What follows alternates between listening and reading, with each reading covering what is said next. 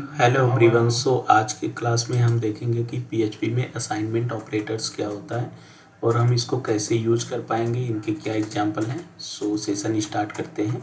The PHP assignment operators are used with numeric values to write a value to a variable. Basically ये कह रहा है कि हम भी जब भी असाइनमेंट ऑपरेटर का यूज करेंगे वहाँ पे न्यूमेरिक वैल्यू पे ये ऑपरेटर वर्क करता है। सो और देखते हैं क्या चीज़ें हैं। The basic assignment operator in PHP is double equal dot. It means that the left operand gets set to the value of assignment expression on the right.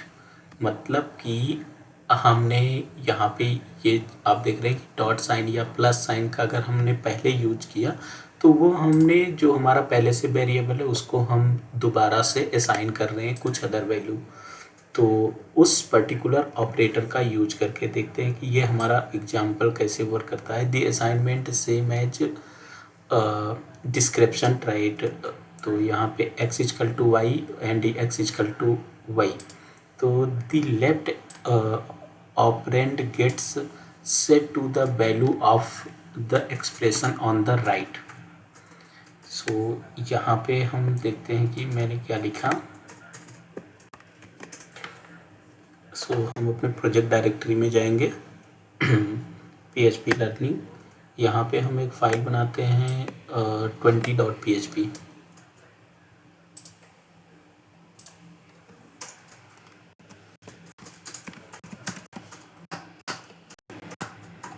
फिर PHP कोड को हम स्टार्ट एंड क्लोज कर लेंगे।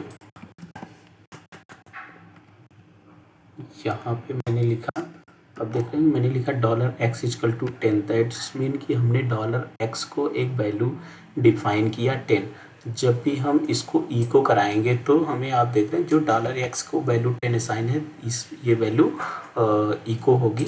सो यहाँ पे हम अपने code पे जाएंगे और यहाँ पे लिखेंगे लोकल होस्ट, देन अपने प्रोजेक्ट का नेम PHP लर्निंग और देन हम अपने फाइल का नेम लिखेंगे 20.php। अब थोड़ा सा मैं जूम कर देता हूँ जिससे हमें रिजल्ट दिख पाए। आप देख रहे हैं यहाँ पे हमें 10 दिख गया। सो इस तरह से अगर आप फर्स्ट असाइनमेंट हमने देख लिया कि प्लस का कैसे हम असाइनमेंट करेंगे, देन हम मतलब किसी वेरिएबल को वैल्यू डायरेक्टली कैसे डिफाइन करके इको करा सकते हैं। देन हम प्लस असाइनमेंट ऑपरेटर को देखेंगे कि अगर हमने यहाँ पे हमने $x को इस इतने कोड को आप सेलेक्ट करिए, देन कंट्रोल शिफ्ट क्यू करेंगे तो ये लाइन कमेंट हो जाएगी। नेक्स्ट हम असाइन करते हैं कि प्लस ऑपरेटर का यूज करके $x को आप देख रहे हैं मैंने 20 वैल्यू डिफाइन किया। फिर मैं कहता हूँ $x में क्या हो, प्लस हो, कितना हो, 100 हो। तो आप देखेंगे कि फर्स्ट जो $x है एंड सेकेंड $x में जो मैंने प्लस कराया मतलब 20 + 100 इजकल टू 120, ये इसको सम कर लेगा। आप यहाँ पे इस तरह से प्लस देन इक्वल साइन का यूज करके असाइनमेंट ऑपरेटर का यूज कर सकते हैं। सो यहाँ पे हम इसका रिजल्ट देखते हैं क्या आता है। आप देख रहे हैं 120। तो इसी तरह से हमारा सब्ट्रैक्शन का भी चलता है। हम सारे एग्जाम्पल देखेंगे सब्ट्रैक्शन का भी और मल्टीप्लिकेशन का भी एंड डिवीजन का भी। सो दोबारा से मैं इतने कोड को कमेंट करूँगा।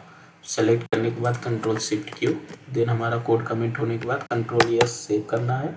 आफ्टर दैट मैंने यहाँ पे लिखा कि $x is equal to 50 and $x is equal to -30। तो minus equal to 30 that's mean कि हम क्या करें, $x की वैल्यू जो 50 है उसमें से हमें ये 30 माइनस करके रिजल्ट दो। दैट्स मीन हम इसको इको करा के रिजल्ट देखते हैं कि हमें 20 फाइंड होता है या नहीं। आप देख रहे हैं 20 हमें फाइंड हुआ। सो असाइनमेंट ऑपरेटर में क्या करते हैं हम कि सबसे पहले उस ऑपरेटर का नेम लिखेंगे, देन इक्वल साइन के साथ हम वैल्यू डिफाइन करनी होती है। सो हम मल्टीप्लिकेशन का भी देख लेते हैं कि ये कैसे वर्क कर रहा है।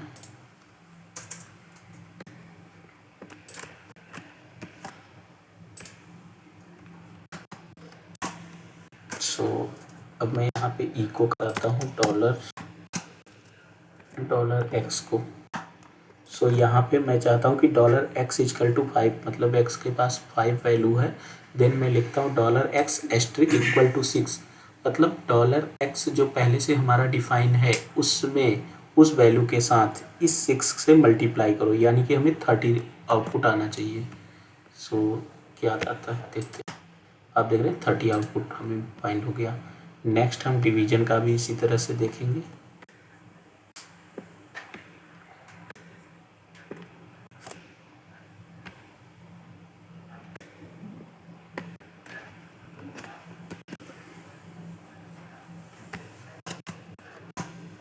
डिवीजन में मैंने क्या किया कि $x को 10 वैल्यू डिफाइन की, देन मैं चाहता हूँ कि $x देन डिवीजन का सिंबल यूज करना, then equal sign 5। That's mean कि मैं $x की जो पहले से वैल्यू 10 है उसको 5 से डिवाइड करना चाहता हूँ, यानी कि 10 डिवाइड बाई 5 इक्वल टू 2 हमें आउटपुट मिल आना चाहिए। सो यहाँ पे रिफ्रेश करते हैं, आप देख रहे हैं 2 आउटपुट हमें फाइंड हो गया। सो हमने addition, subtraction, multiplication and division के सारे ऑपरेटर देख लिए। देन अदर और क्या ऑपरेटर हैं उसको भी देख लेते हैं।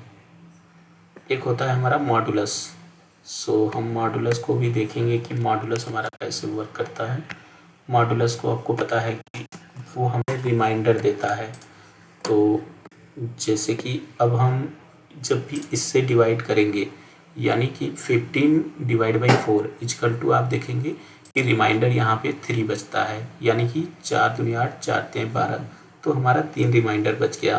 12 प्लस 3 इक्वल टू 15, तो यानी कि हमें आउटपुट में 3 आना चाहिए, क्योंकि इसमें अगर हम 15 में 4 से डिवाइड करेंगे तो रिमाइंडर हमारा 3 आना चाहिए।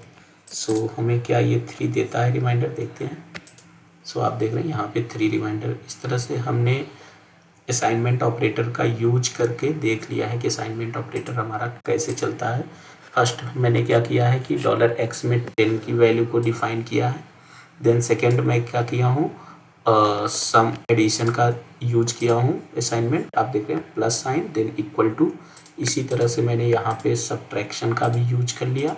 आफ्टर दैट मैंने मल्टीप्लिकेशन, फिर डिवीजन एंड लास्ट में मैंने यहाँ पे यूज किया है मॉडुलस। इस तरह से आप असाइनमेंट ऑपरेटर का यूज कर सकते हैं। मोस्टली ये हमारे प्रोजेक्ट में यूज भी हमें करना होगा। सो आप असाइनमेंट ऑपरेटर इस तरह से अप्लाई कर पाएंगे। So bye everyone, thank you so much. और अगर आपको हमारा वीडियो अच्छा लगे please like and subscribe the channel. Bye bye.